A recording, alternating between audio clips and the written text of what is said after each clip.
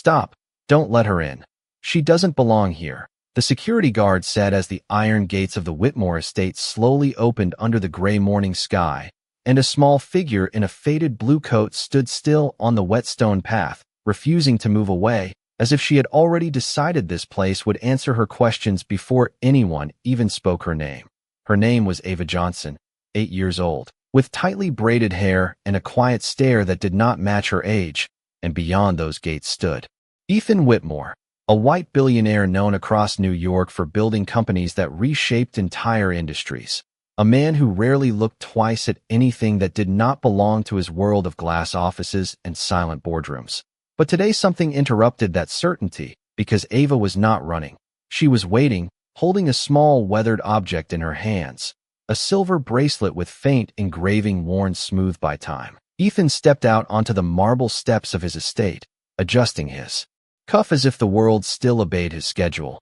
His assistant followed slightly behind, whispering something about a delayed investor call, but his attention broke the moment he saw the child near his gate. He did not raise his voice, he did not rush, but his tone was sharp enough to cut through the morning air. "Who let her in?" he asked, though no one answered directly. Ava lifted her chin slightly, not afraid, just steady, and said in a voice soft but certain, "You don't remember me, do you?" Ethan frowned, taking a slow step closer, the polished stone reflecting his shoes as if even the ground here had been designed to impress. "I don't know you," he replied, firm and immediate, but Ava did not flinch. Instead, she held up the bracelet, letting the light catch on its scratched surface. "She said you would say that," she murmured, and something in her words made the air feel heavier. Ethan's assistant shifted uncomfortably, sensing a change in the room that could not be measured in contracts or numbers. Ava took one small step forward but stopped at a respectful distance, her eyes never leaving his face. "Your wife gave this to me," she said simply, and for the first time Ethan's expression tightened in a way that had nothing to do with business. The name of his late wife, Charlotte Whitmore, was not something spoken lightly in his home, not since the day everything changed, not since silence replaced laughter in every hallway. Ethan's jaw tightened as he looked at the bracelet more closely, the engraving now visible enough to recognize as something personal, something he had seen before but refused to revisit. "That's not possible," he said, more to himself than to her. Ava tilted her head slightly, as if she understood disbelief better than fear. "She said if I ever came here, I should tell you I kept my promise," she continued, and the words landed too precisely, too deliberately. Ethan felt a faint pressure in his chest, not pain, not shock, but something closer to recognition trying to surface through layers of denial. He glanced at his assistant, who simply shook her head, equally confused. The estate behind him remained perfectly still, fountains running in slow arcs, hedges trimmed into silence. Yet everything inside Ethan felt suddenly less controlled. "Where did you get that bracelet?" he asked again, slower this time. Ava did not answer immediately. Instead, she looked past him toward the tall windows of the mansion, as if she could see something others could not. "From her," she said at last. "She used to sit with me when I was alone." The words should have sounded impossible, but Ava spoke them without performance, without urgency, only truth as she understood it. Ethan felt the first real fracture in his certainty, not because he believed her yet, but because something about the way she spoke carried familiarity he could not explain, a rhythm in her tone that echoed memories he had buried. He stepped back slightly, almost instinctively, as if distance could restore logic, but Ava remained exactly where she was, calm, patient, holding the bracelet between both hands like it mattered more than anything else in the world. And in that moment, Ethan realized this was not a random child at his gate. She had come for something he had not been ready to remember, something tied directly to the woman he had lost and never fully understood. The assistant finally spoke quietly, suggesting they bring the child inside to avoid a scene. But Ethan did not respond immediately, his eyes still locked on Ava, on the bracelet, on the impossible weight of her presence. And for the first time in years, he did not know whether to open the gate or close it. The gate did not open immediately, and in the silence between metal and marble, Ava remained still, as if she had learned long ago that waiting was part of being believed. Ethan Whitmore stood a few feet away now, his expression controlled but no longer distant. his eyes shifting between the bracelet and the child holding it as though both belonged to a memory he had misplaced rather than a situation happening in real time. The assistant quietly suggested again that they should bring her inside, but Ethan lifted one hand slightly, without looking away from Ava, signaling for patience rather than action. Ava did not move closer. She only lowered her gaze for a moment as if gathering something from within herself, then spoke again. "She told me you would not remember the small things," she said, and that sentence made something subtle change in Ethan's posture. Not a reaction he could control, but a hesitation that interrupted certainty. He repeated slowly, "The small things," as if testing whether the phrase had weight beyond words. Ava nodded, her fingers tightening gently around the bracelet. "She said you always remembered the big meetings, the big numbers. The big rooms," she continued softly, "but not the small places where she felt real." Ethan's jaw tightened slightly at the mention of his late wife, Charlotte Whitmore, a name that had become both sacred and unreachable in his world. He took another step forward but stopped again, maintaining distance as if proximity might distort judgment. "Where exactly did you meet her?" he asked, his voice lower now, less commanding and more uncertain. Ava hesitated for the first time, glancing toward the mansion behind him, its tall windows reflecting the pale morning sky. "Near the hospital on East 72nd Street, she said finally. "She used to come there in the afternoons." The answer struck something buried deeper than logic. Ethan had not been to that hospital often in years, but he remembered the reason it had once mattered. Charlotte had been there frequently during a long and private illness she never spoke about publicly, something he had respected but never fully understood. He exhaled slowly, almost inaudibly, as if air itself had become heavier. "That is not possible," he said again. But this time it sounded less like rejection and more like resistance against something forming too quickly. Ava stepped forward just one small step, careful not to cross into his space, and extended her hand slightly, not offering the bracelet, but holding it where he could see it clearly. "She told me if you ever saw this again, you would start asking the right questions," she said, and Ethan looked at the engraving once more, noticing now a detail he had not allowed himself to focus on earlier. A tiny inscription on the inside that matched something he had once seen on a private gift between him and Charlotte years ago. His breath slowed, and for the first time he did not respond immediately. The assistant shifted uncomfortably, unsure whether to intervene or remain silent.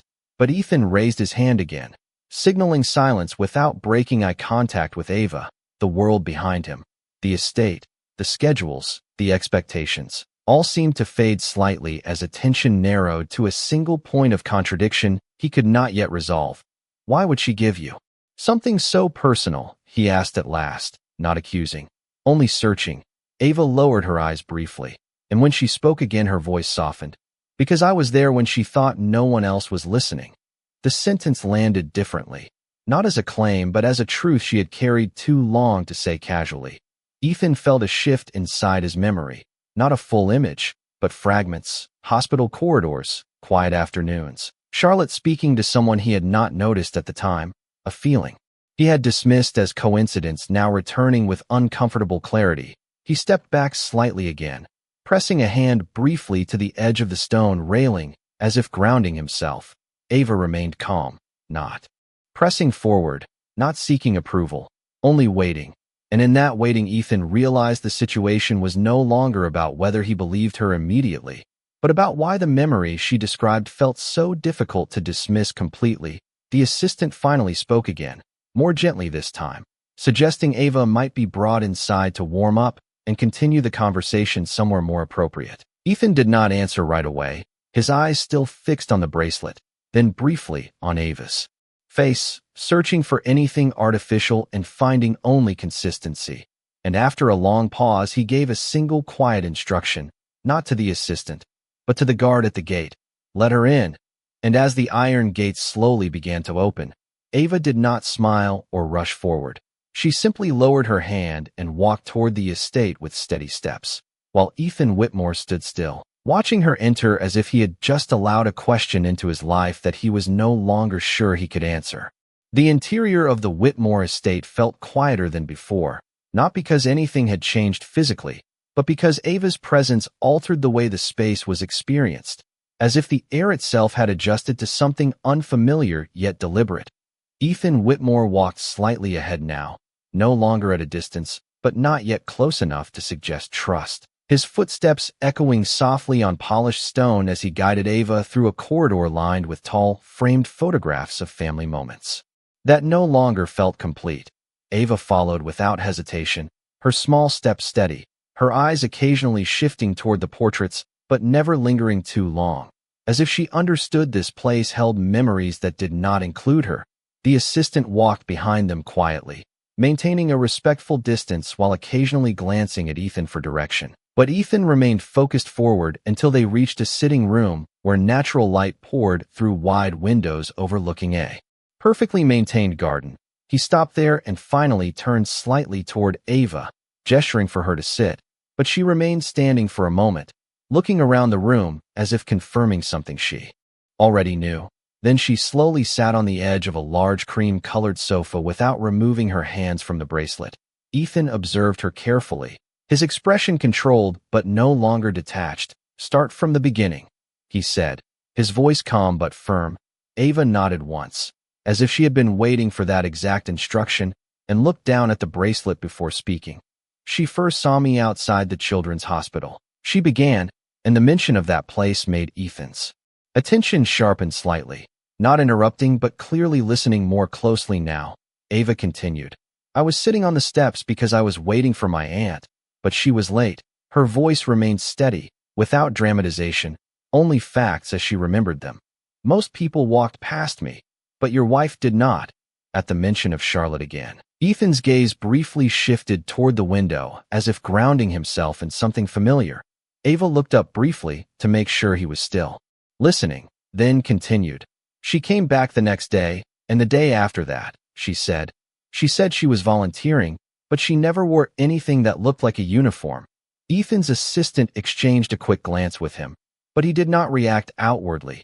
Ava adjusted the bracelet slightly in her hands, turning it so the engraved surface faced upward. "She asked me questions at first, simple ones, like what I liked to draw, or what I wanted to be when I grew up." She paused for a moment, as if recalling the memory carefully. "Then she started bringing me small things, not gifts, just things like notebooks or snacks from the cafe across the street." Ethan's expression tightened subtly at the word cafe, because he remembered Charlotte often stopping at places like that when she said she needed air. Ava continued. "She told me she did not have much time, but she wanted to make sure I was not alone during the afternoons." The room felt still, not in a dramatic way, but in the way attention becomes concentrated when something unexpected begins to feel consistent. Ethan slowly took a step closer, not interrupting yet, but no longer maintaining distance. "Did she ever mention me?" he asked, quietly, and the question carried more weight than he intended. Ava looked at him directly for the first time since entering the room. "Yes," she said simply, and that single word changed the rhythm of the space. Ethan did not respond immediately. As if preparing himself for what might follow, Ava continued. "She said you were always working, and that you were building something important, but she also said you forgot to rest." Ethan's eyes narrowed slightly, not in anger, but in reflection, because that was something Charlotte had once said to him countless times. Ava leaned forward slightly now, still careful not to cross any boundary of space. "She told me you did not always see what was right in front of you, even when it mattered most." The assistant shifted uncomfortably again, sensing that this conversation was no longer about confirmation, but about exposure of memory. Ethan finally sat down across from Ava, something he had not intended to do when the day began, and the act itself seemed to signal a change in control. "Why would she trust you with something like this?" he asked, not accusing, but searching for structure in the story.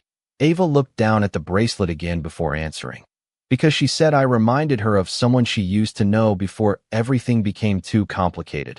Ethan's breath slowed slightly at that phrase, and for a moment the room felt smaller, not physically, but emotionally, as if distance between past and present had collapsed into a single point. He leaned forward slightly, elbows resting on his knees, looking directly at the bracelet now instead of the child. "Charlotte never told me about you," he said quietly, more to himself than to her. Ava nodded as if she expected that response. She said she would not, she replied, and Ethan looked up immediately at that. Why? He asked, and for the first time there was urgency in his voice. Ava hesitated briefly, then answered with calm certainty. Because she said you would try to fix everything if you knew, even things that were not yours to fix. The silence that followed was heavier than before, not because of shock, but because of recognition forming slowly under resistance. Ethan sat back slightly, looking at Ava differently now, not as an interruption, but as a link to something unresolved, something Charlotte had left behind without explanation. And as the sunlight shifted across the room, casting long soft shadows on the floor, Ethan Whitmore realized that allowing this child into his home might not have been a choice about hospitality, but the beginning of understanding a truth he had avoided long after it had already begun waiting for him. The atmosphere inside the Whitmore estate had shifted again, not in structure but in perception, as if every surface had become slightly more fragile under the weight of what Ava had begun to reveal. Ethan Whitmore sat across from her now in the quiet sitting room, no longer standing, no longer pacing, his posture still controlled, but his attention fully anchored on her words. Ava remained seated at the edge of the sofa, hands still wrapped around the silver bracelet, her voice calm but precise as she continued the timeline of memories that did not belong to this house, but now clearly demanded space within it. Ethan spoke after a long pause, his tone measured but sharper than before. If what you are saying is true, then why did she never tell me any of this? Ava looked at him steadily, as if she had been prepared for that question since the beginning. She said you were already carrying too much, she replied, and that answer did not satisfy him, but it did not allow him to dismiss her. Either he leaned slightly forward, resting his forearms on his knees, his eyes fixed on her with a focus that had once been reserved for negotiations and decisions worth millions, but now had no financial anchor, only emotional uncertainty. You are telling me my wife spent time with you in secret, he said slowly, not accusing but trying to structure something that felt increasingly unstructured. Ava nodded once. Not in secret like hiding, she clarified. She just said it was private, because some things are not meant to be explained to everyone. Ethan exhaled quietly through his nose, glancing briefly toward the window where the garden outside remained perfectly still, as if unaffected by anything happening inside. Ava continued. She told me she came there because she needed to remember what life felt like outside of rooms like this. Her small hand gestured slightly toward the surrounding space, and Ethan followed the gesture with his eyes, noticing the silence of the polished furniture, the absence of anything unplanned or uncurated. And what did she mean by that? He asked, though part of him already suspected the answer. Ava paused briefly, then said, she said everything. Here moves too fast to notice small truths. The sentence landed quietly but firmly, and Ethan did not respond immediately, because it echoed something Charlotte had once said to him in passing during a late-night conversation he had dismissed at the time as exhaustion. The assistant standing near the doorway shifted her weight, but remained silent, understanding that her role in this moment was observation rather than interruption. Ethan finally stood again, slowly, walking a few steps toward the window before stopping, his reflection faintly visible against the glass. Ava watched him without following, maintaining her position as if she understood that proximity was not required for truth to travel. You said she gave you that bracelet, Ethan said, turning slightly but not fully facing her. Did she explain why it mattered? Ava nodded. She said it was something she wanted you to find only when you were ready to listen instead of react. Ethan closed his eyes briefly at that, not in frustration but in recognition of a pattern he could no longer ignore. Because Charlotte had always spoken in ways that suggested timing mattered more than information itself, he turned back toward Ava, his voice lower now. And when exactly did she give it to you? Ava answered without hesitation. A few days before she stopped coming. The room felt noticeably still after those words, not dramatically, but deeply, as if the air itself had paused to register implication rather than fact. Ethan's expression tightened slightly, and for the first time since this conversation began, uncertainty gave way to concern shaped by something more specific. Stopped coming, he repeated, and Ava nodded. Again, she said she was not feeling well, but she still came one last time. Ethan stepped closer now, the distance between them reduced by several feet. Did she say anything else during that last visit? He asked, and Ava looked down briefly, as if recalling something carefully preserved, then spoke. She said if I ever met you, I should not try to convince you of anything too quickly. Ethan frowned slightly. Why would she say that? Ava lifted her gaze again. Because she said you would not believe anything that did not fit into what you already decided was real. The words were simple, but they struck with precision, not because they were harsh, but because they aligned too closely with how he had lived, structured, controlled, and verified. Ethan turned away for a moment, walking slowly toward the fireplace even though it was unlit, placing a hand on the mantel as if grounding himself. Ava did not follow, but her voice continued softly. She said you are not wrong for wanting proof, but sometimes proof arrives after truth already exists. Ethan stood still for several seconds, then finally spoke without turning around. What do you want from me? The question was not defensive, but exhausted by complexity. Ava hesitated briefly, then replied, nothing.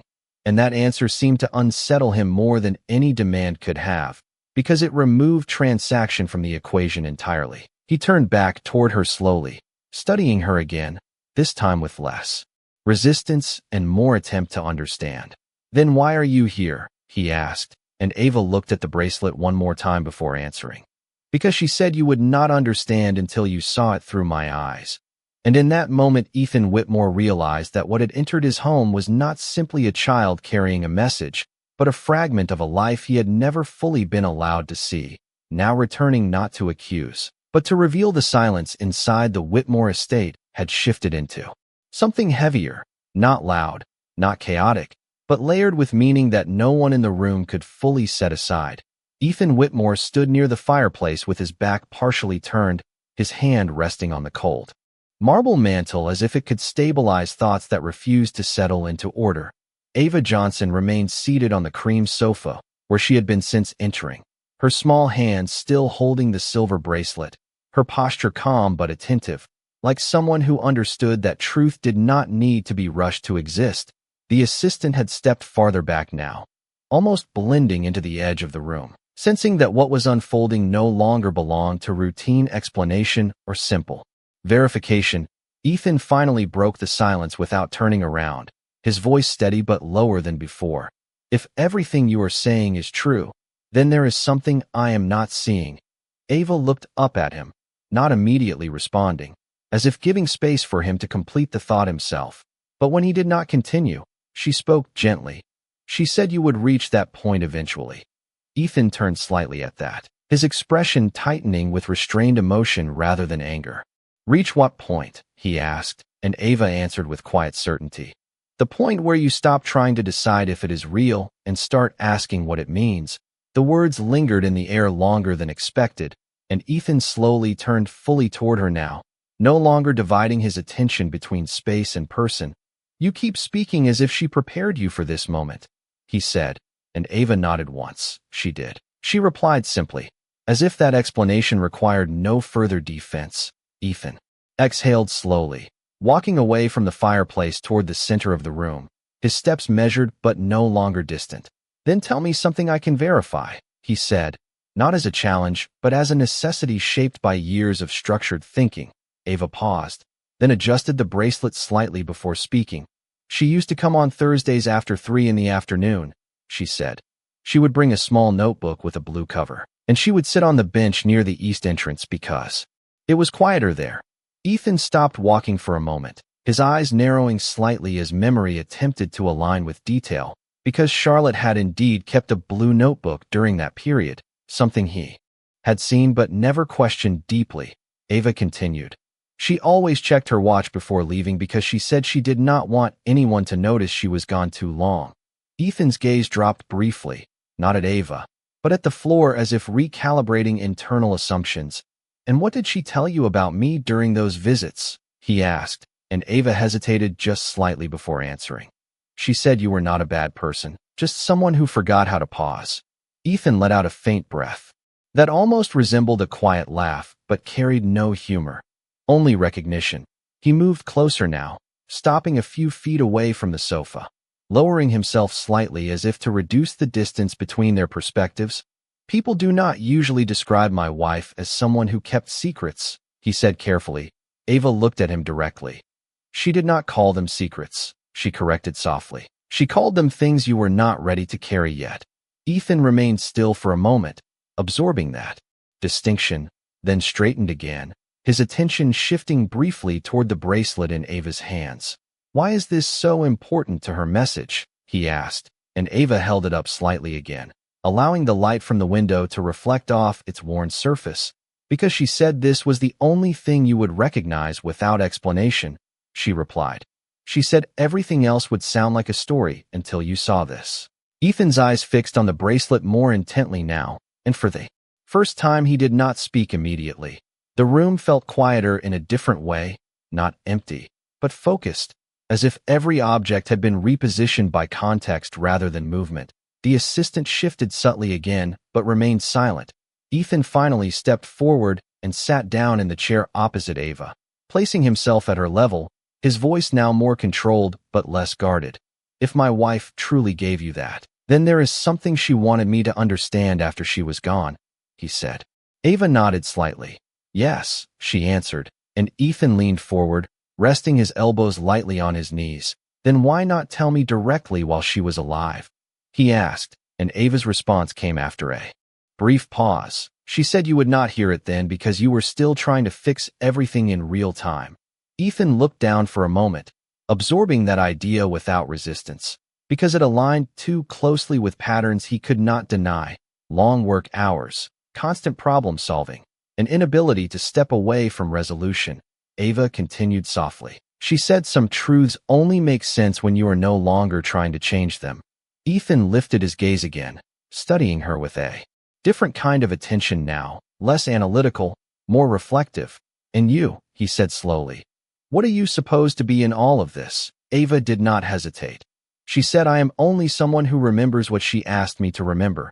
Ethan leaned back slightly in his chair, his eyes shifting toward the window where the light had begun to soften. And for the first time since this conversation began, he did not attempt to immediately classify or dismiss what he was hearing.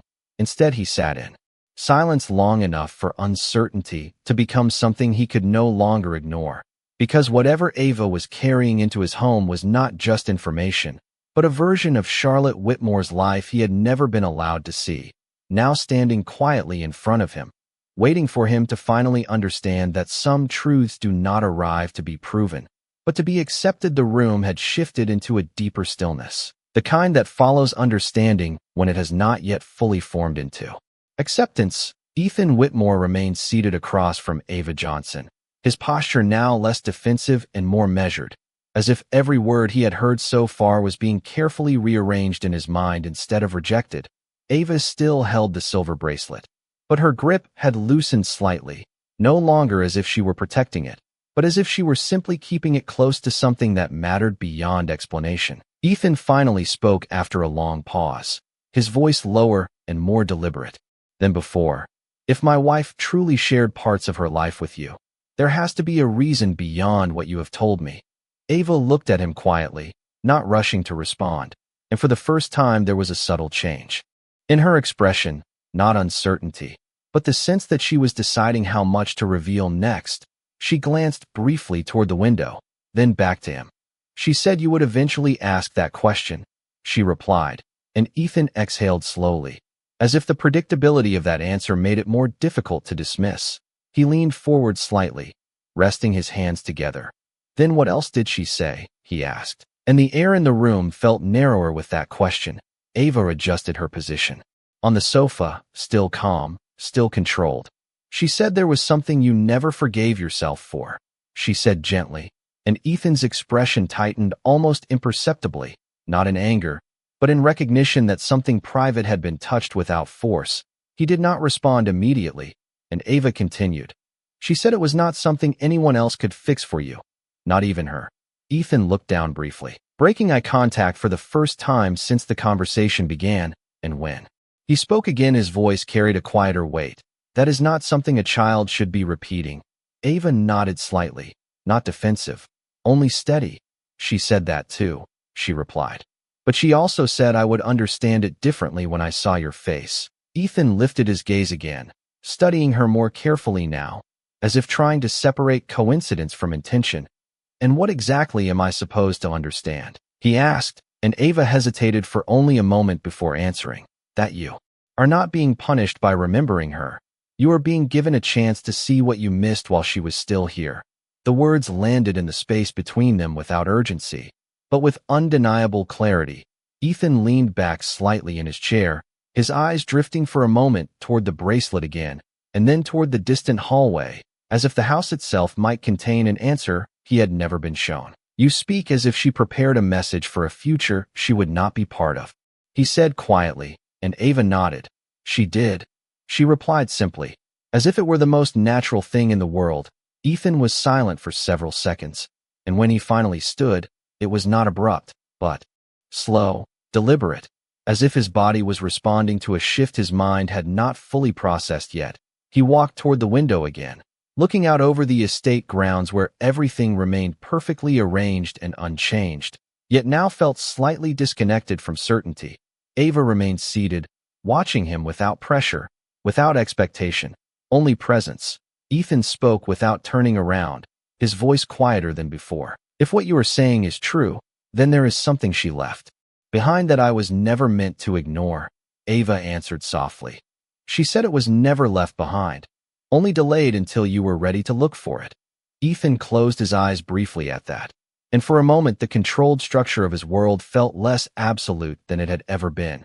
He turned back slowly, facing her again, and when he spoke his tone had shifted, not fully believing, but no longer resisting in the same way. What happens now? He asked, and Ava looked down at the bracelet one more time before lifting her gaze to meet his. She said that would be your decision, she replied, and in that moment Ethan Whitmore realized that nothing in his life had prepared him for a truth that did not arrive to be proven or dismissed, but to be walked toward. The silence that followed lingered longer than any of the previous pauses in the Whitmore estate, not because no one had anything left to say, but because what had been said was beginning to settle into places where words could no longer easily reach. Ethan Whitmore stood near the window again, but this time he was not looking outward in search of distance. Instead, his gaze was unfocused, as if the reflection in the glass had become more important than the view beyond it. Ava Johnson remained seated where she had been, her small frame still and composed, the silver bracelet resting lightly in her hands as though its weight had changed from physical to symbolic. After several seconds, Ethan turned slightly, his voice quieter than before. You said she left something behind, he asked, not as a challenge, but as a continuation of thought that had not yet resolved. Ava nodded once. She said it was not something you would find quickly, she replied, because it was not hidden in a place, it was hidden in time. Ethan frowned slightly at that, stepping away from the window and slowly returning to the center of the room. In time, he repeated, and Ava looked up at him.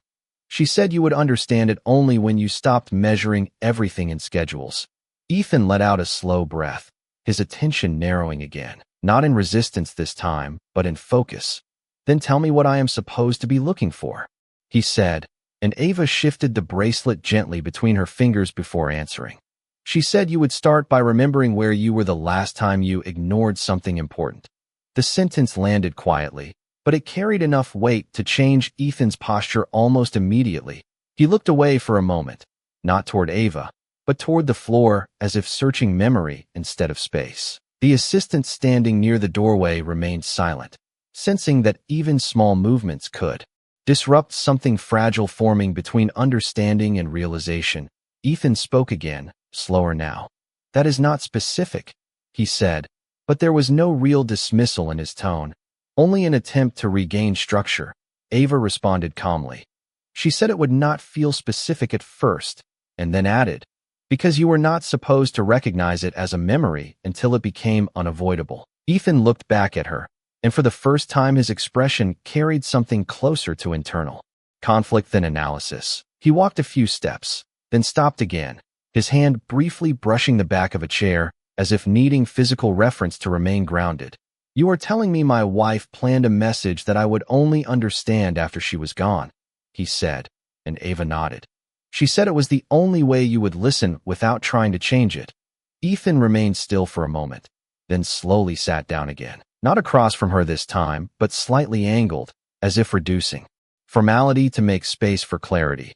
And you are part of that message, he said, not as a question, but as an attempt to define structure. Ava considered that briefly before replying. She said, I am only the part you were meant to meet last. Ethan exhaled through his nose, a quiet sound that carried more thought than reaction. His eyes returned to the bracelet again, and then to Ava's face, studying both not as separate elements, but as connected evidence. If I accept that for a moment, he said carefully, then what exactly am I supposed to do now? Ava did not answer immediately, and the pause itself felt intentional, as if she was repeating something she had been told to preserve exactly as it was. Then, she spoke softly. She said you would reach a point where knowing would no longer be enough. Ethan's eyes narrowed slightly. Then what is enough? He asked, and Ava lifted her gaze to meet his directly. Doing something with it. She replied simply, and the simplicity of that answer contrasted sharply with everything Ethan was used to interpreting. He leaned back slightly, his eyes briefly closing as if processing not just information but implication. When he opened them again, he looked at Ava differently, not searching for contradiction, but for continuity. And what did she expect me to do with you? He asked, and Ava held the bracelet closer to her chest before answering. She said you would decide that once you stopped thinking of me as a stranger at your gate. Ethan did not respond immediately, and in that silence something subtle shifted in the room, not in physical arrangement, but in recognition. Because for the first time since Ava had arrived, Ethan Whitmore was no longer trying to determine whether her story was possible. Instead, he was beginning to consider what it would mean if it was already true the conversation inside the Whitmore estate had entered a quieter phase, not because uncertainty had disappeared, but because it had begun to settle into something more structured, something Ethan Whitmore could no longer dismiss as coincidence. He remained seated now, no longer standing between distance and control, his posture less rigid as he looked at Ava Johnson with a focus that carried both caution and reluctant attention. Ava still held the silver bracelet, though her hands were now resting gently in her lap, as if its importance had already been communicated and no longer needed emphasis. Ethan finally spoke after a long pause, his voice steady but noticeably less resistant than before. If I am supposed to do something with all of this, then I need to understand what she was protecting. Ava looked at him quietly, as if the question aligned with something she had already been prepared to answer. She nodded once and replied. She said you would ask that when you stopped trying to separate truth from responsibility. Ethan exhaled, slowly, looking down for a moment before speaking again. That sounds like her, he said quietly, almost to himself, then looked back at Ava. But I still do not understand what I am missing. Ava shifted slightly on the sofa, her voice remaining calm and precise. She said you were not missing it, she explained. You were just avoiding the place where it leads. Ethan frowned slightly at that, as if the idea itself carried weight he had not expected. He leaned forward again, resting his forearms lightly on his knees. Then show me where it leads, he said. And this time there was no hesitation in his tone, only intent. Ava paused briefly, then spoke. She said it leads back to a decision you made without realizing its full cost. Ethan's expression tightened subtly, not in anger, but in recognition that the conversation was moving closer to something personal rather than abstract. He looked away for a moment, his gaze shifting toward the far end of the room where framed photographs lined the wall, each one representing moments he had once considered stable. That does not narrow it down, he said quietly, but Ava responded without pressure. She said it would not feel narrow until you admitted it was connected to her last year. The words landed with a different kind of silence following them, one that was no longer about confusion but about memory resisting interpretation. Ethan slowly stood again, walking a few steps toward the window but stopping short of looking outside. Instead, he stood facing the glass, his reflection overlapping with the room behind him. Ava watched him without moving, maintaining the same composed stillness she had shown since entering the estate. After several seconds, Ethan spoke without turning around. You keep saying she prepared me for this, but I do not remember any moment like the one you are describing. Ava answered softly. She said you would not remember it as one moment, because it was spread across many moments you thought were separate. Ethan closed his eyes briefly, as if trying to align fragments of thought that refused to organize themselves cleanly. When he opened them again, his voice was quieter. And you believe all of this because she told you to? Ava shook her head gently. No, she said. I believe it because she never asked me to prove it to anyone. Ethan turned back toward her slowly, studying her with a different kind of attention now, less analytical and more human. Then why did she choose you? He asked, and Ava's expression softened slightly. She said because I was not part of your world, so I would not change the way you hear it. Ethan remained silent for a long moment, then slowly walked back toward the chair and sat down again, this time leaning back slightly, as if allowing space for perspective rather than control. If I accept even part of this, he said carefully, then there is something about my wife that I never understood. Ava nodded. She said you understood her life in pieces, but never as a whole. Ethan looked down at his hands for a moment, then back up at Ava. And what happens when I finally see the whole? He asked, and Ava did not answer immediately, as if that part of the message required presence rather than explanation. Finally, she spoke. She said, then you will decide whether you are still the same person who stopped asking questions when answers became inconvenient. Ethan leaned forward slightly again, his voice quieter than before. And if I am not? He asked, and Ava looked at him directly, holding his gaze with calm certainty. Then she said, you will finally understand why I am here. The room fell into a deeper silence after that. Not empty, but suspended, as Ethan Whitmore sat facing the child who carried not just a bracelet, but a version of his past life that had been waiting longer than he had realized. And for the first time since the beginning of this encounter, he did not try to define what was real. Only what it would mean to continue listening. The room in the Whitmore estate felt unchanged on the surface, but everything within it had shifted into a quieter kind of gravity. Ethan Whitmore remained seated in the same chair, his posture no longer defensive or analytical, but steady in a way that suggested he was no longer resisting the weight of what he had been hearing. Ava Johnson sat across from him with the same calm presence she had carried since the beginning, her hands resting lightly around the silver bracelet, not gripping it tightly anymore, as if its meaning had already been transferred through words rather than physical possession. Ethan finally spoke after a long pause, his voice softer than before. If everything you are saying is real, then there is something I need to understand that I have avoided for a long time. Ava looked at him without hesitation, as if she had been waiting for that exact acknowledgement. She nodded once and replied gently. She said you would reach that sentence eventually. Ethan let out a slow breath, almost like a quiet acceptance of timing rather than resistance. He leaned forward slightly, resting his hands together. Then tell me the part one have been avoiding, he said, and the room seemed to narrow in response. Ava lowered her gaze briefly to the bracelet before speaking. She said it was not one event, she explained. It was a pattern of choices where you always believed you had more time. Ethan's eyes shifted downward for a moment, not in denial, but in reflection. Ava continued, her voice steady and careful.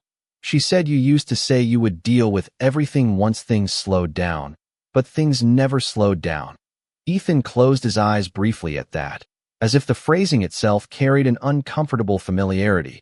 When he opened them again, he looked older in expression, though unchanged in appearance. You are describing me as if I am already understood, he said quietly. Ava responded without hesitation. She said you were not difficult to understand, just difficult to interrupt. That sentence lingered longer than expected. Ethan stood slowly and walked a few steps toward the window again. But this time he did not focus on the outside view. Instead, he looked at his own reflection as if trying to see the version of himself being described. Ava remained seated, her attention steady and patient. Ethan spoke without turning around. And what does any of this have to do with you being here now? Ava replied softly. She said I would come when you finally stopped arguing with the idea that something unfinished still belonged to you.